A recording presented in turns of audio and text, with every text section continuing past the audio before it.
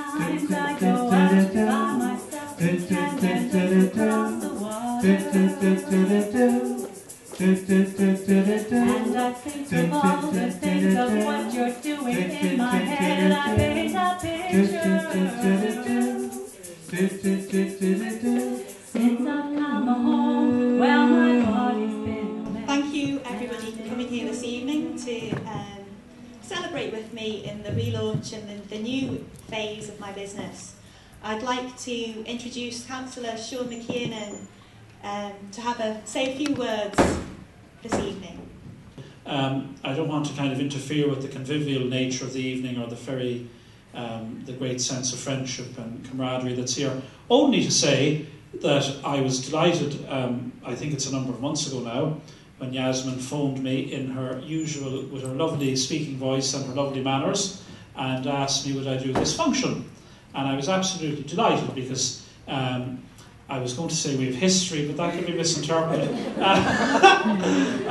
But anyway, Yasmin and I soldiered together on the Community and Voluntary Forum for a number of years, and I was on that before I was involved in elected politics, so I just want to acknowledge that fact. And even at that time, Yasmin marked herself out as someone with a great sense of creativity and kind of not bound by kind of the normal conventions, or not bound by conventions of, well, you can't do that or you shouldn't do that, or that was never done before.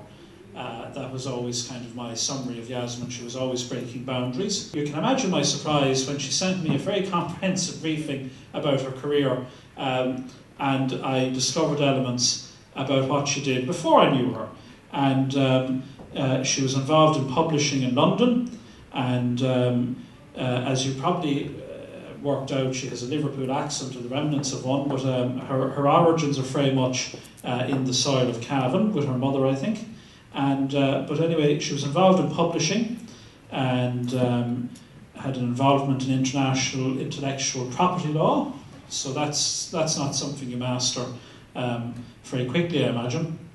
And then she went on to work with the Liverpool Daily Post, and a focus on features and on special magazines on niche issues, etc. So it should come as no surprise when she came to Cavan that she decided to go into publishing.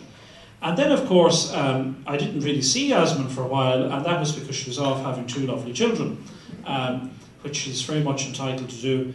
And so now she's back on the scene with her magazine. And again, I suppose I have to kind of reveal a sense of how maybe I don't prepare well for these things. When she said I'm relaunching a magazine, I said to myself, oh dear, because I thought, oh God, a magazine in a conventional format, etc., etc.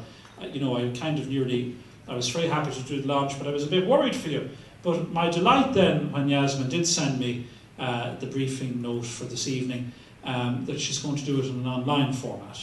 And I think that's, again, a sign of the creativity and innovation that I noticed in her many years ago, and that I admired about her, and that I'm sure there are people here who are far more friendly with her than I am, and I'm sure it's something you know about her and like about her for many years.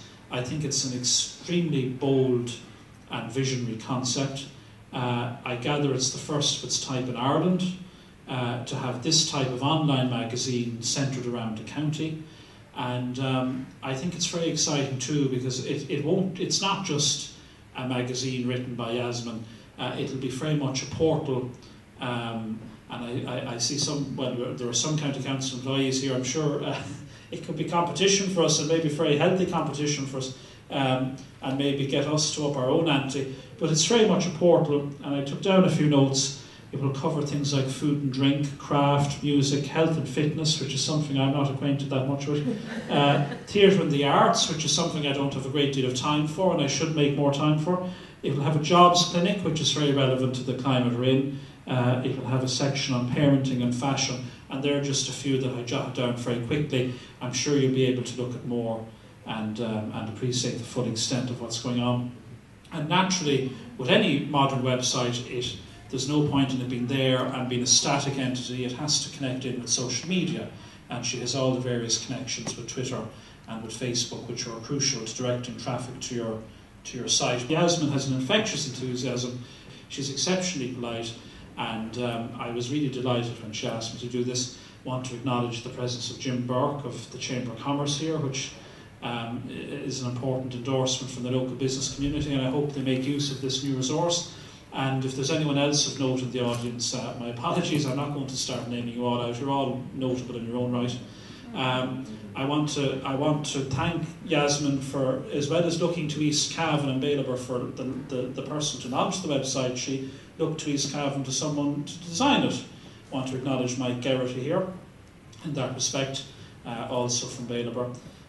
So I don't know if you want me to do anything else, Yasmin, but certainly I am delighted to be here, and insofar as I have a role, I want to officially declare your website launched. And I wish it many years of success and you many years of happiness.